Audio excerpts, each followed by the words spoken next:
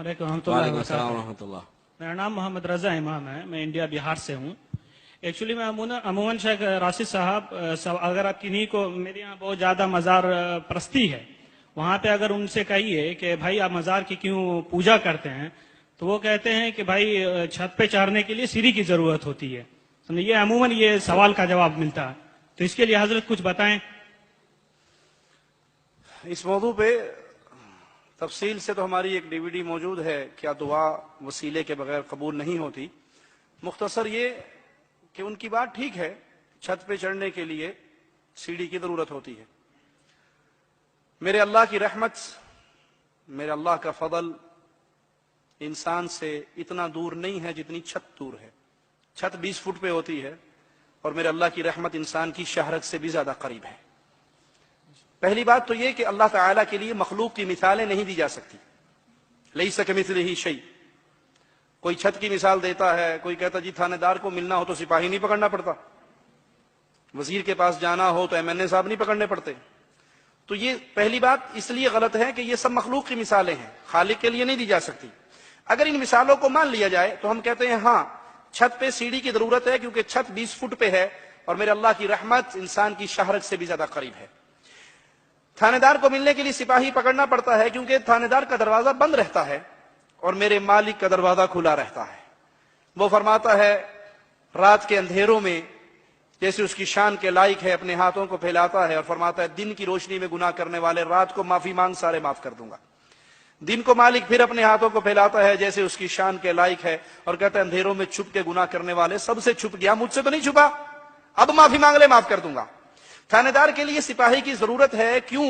इसलिए कि सिपाही जाएगा और थानेदार के दिल में मेरे लिए कोई मोहब्बत उजागर करेगा, जी मेरे चाचे का बेटा है, मेरे मामू का बेटा है, मेरा रिश्तेदार है, मेरा फला है। थानेदार के लिए डायरेक्ट उसके दिल में मेरे लिए मोहब्बत नहीं है। अल्लाह पे कुर्बान जाएं, प्यारे हबीब अलैहिस्सलाम ने देखा है एक औरत का बच्चा गुम गया, वो तलाश करके जब उसे मिला तो छाती से लगाया। आपने पूछा मेरे सहाबा क्या ये औरत अपने इस बच्चे को आग में गिराएगी? कहा कभी नहीं। कहा अल्लाह अपने बंदों पे इस मां से ज्यादा मेहरबान है। थानेदार के पास जाने के लिए सिपाही की जरूरत है, क्यों? कि अगर थानेदार मुझे कुछ दे देगा तो उसके खजाने में से कुछ कमी हो जाएगी। बादशाह कुछ देगा तो बादशाह का 1-2 लाख रुपए तो कम होगा। मालिक फरमाता है सारी इंसानियत एक मैदान में आ जाए, जिन और इंस अव्वल और आखिर मांगना शुरू कर दें, मैं सबको उनके मुताबिक दे दूं, मेरे खजाने में इतनी कमी नहीं आएगी जितनी सुई को समंदर में डाल के निकाल लो, सुई इतना भी कम नहीं करेगी। बादशाह के पास जाने के लिए वजीर की जरूरत है, इसलिए कि बादशाह वजीर से डरता है, नहीं मानेगा तो वजीर कोई ना कोई उसके खिलाफ साजिश कर देगा। मेरा मालिक किसी से डरता? वो किसी से नहीं डरता।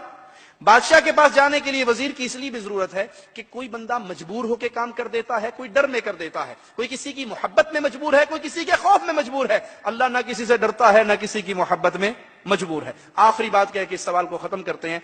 अच्छा जी, हमने कहा यह मिसाल मान ली कि जरूर बादशाह के पास जाने के लिए वजीर पकड़ना पड़ेगा, अमीर पकड़ना पड़ेगा। आपकी अचानक मुलाकात मनमोहन सिंह साहब से हो जाए दिल्ली में, कहीं खाना खाते हुए आपको रेस्टोरेंट में मिल गए, कहीं होटल में मिल गए, और अल्लाह के लिए आला मिसाल समझाने के लिए, आपके दिलो दिमाग में उतारने के लिए बात कहता हूं, आप उनसे, वो आपसे कहें जी हाँ जी रजा साहब क्या सवाल है आपका, क्या चाहिए, क्या मांगते हो, तो आप जेब में से फौरन दरखास्त निकालोगे ना, कोई नौकरी दे दो, कोई अमरीका का वीजा लगा दो, कुछ ही दे दो, कर दोगे ना?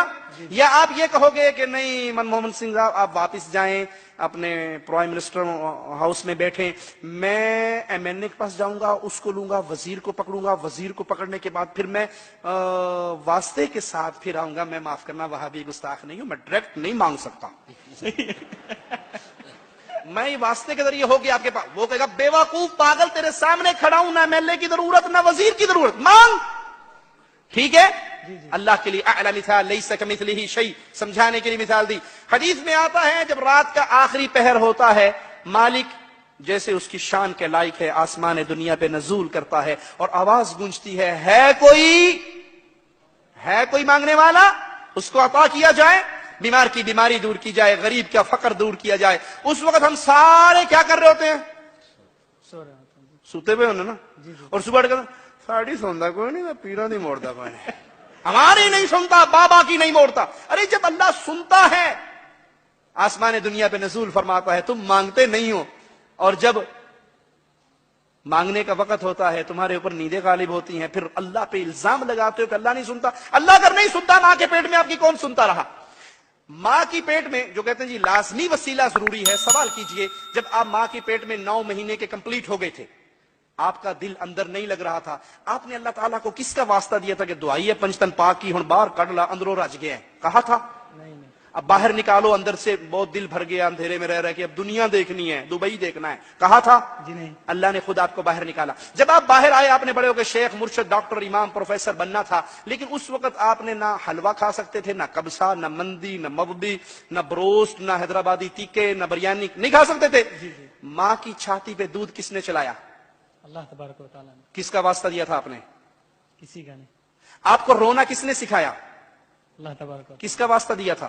کسی کا نہیں. ماں کے دل میں محبت کس نے ڈالی جو روٹی پکاتی بھی بھاگ کے اپنے روتے ہوئے بچے کو چپ کراتی ہے؟ اللہ تبارک و کس کا واسطہ دیا تھا؟ کسی کا نہیں. آپ کھلاتے رہے, اللہ آپ کو کھلا رہا ہے, پلا رہا ہے, رجا رہا ہے, چل رہا ہے. اللہ کے لیے اعلی مثال کسی انسان کا بیٹا ہو جس کو مانگنا نہ آتا ہو, چھوٹا بچہ 2 سال کا, 1.5 سال کا, وہ اس کو کیلا, کیک, جوس, دودھ, ٹافی, چاکلیٹ دیتا ہے نا, دل میں کیا ہوتا ہے؟ اللہ کے لیے اعلی مثال, دل میں کیا ہوتا ہے؟ یہ بچہ جب بڑا ہوگا تو کہے گا ابو جان بغیر مانگے آپ کھلاتے رہے, بڑی مہربانی, ابو بنٹی چاہیے, ابو چاکلیٹ چاہیے, ابو کیک چاہیے, ابو آئس کریم چاہیے, ٹو بنٹی چاہیے, کہتے ہو نا؟ جی جی کہتے ہو؟ جی. جب بچہ اس قابل ہوا کہ باپ سے کہہ سکے کہ بغیر مانگے کھلانے والے بابا تیرا شکریہ اور بھی دے, اب وہ چوراہے میں کھڑے ہو کر لوگوں کے سامنے ہاتھ پھیلائے اور کہ جی چاچا جی ابو نہیں دیتے, پڑوسی آپ دے دو, ارے بھائی تو دے دے, اور ریڑی والے تو دے دے, ابو نہیں دیتا, غصہ آئے گا؟ غصہ آئے گا؟ کیا کہو گے؟ ظالم, جب مانگنا نہیں آتا تھا تیرے منہ میں رات کو 12 بجے اٹھ کے فیڈر گرم کر کے کون ڈالتا تھا؟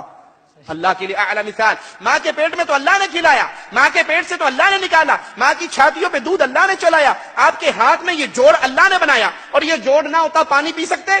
جی نہیں. یہ اللہ سٹیٹ بنا دیتا, پانی پی سکتے؟ جی نہیں. آپ میرے منہ میں, میں آپ کے منہ میں, محتاج ہوتے نا ایک دوسرے کے, ڈائریکٹ پانی اپنے منہ میں نہیں پی سکتے. نہیں پی سکتے. یہ سب کچھ اللہ کر رہا ہے, اور اب اس اللہ پہ الزام لگاتے ہو اللہ سنتا نہیں ہے. یا ایھا الانسان ما غرک بربک الکریم, اپنے کریم رب کو چھوڑ کے کیوں ڈھیریوں پہ گر گئے؟ اللہ ہدایت عطا فرمائے. جزاک اللہ خیر.